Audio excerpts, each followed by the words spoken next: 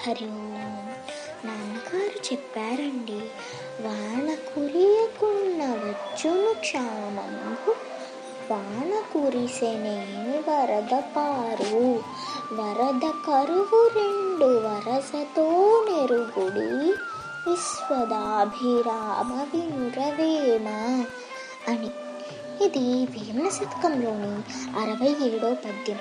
దీని అర్థం ఏమిటంటే, వాన కురియనిచో కరువు వచ్చును, వాన కురిసిన వరద వచ్చును, వరద కరువు రెండును ఒకదాని వెంట మరి ఒకటి వచ్చునని తెలుసుకొనవలెను. ధన్యోస్మి. దయచేసి నాన్నగారు చెప్పారండి ఛానల్కు సబ్స్క్రైబ్ చేసుకొని బెల్ ఐకాన్ క్లిక్ చేయండి.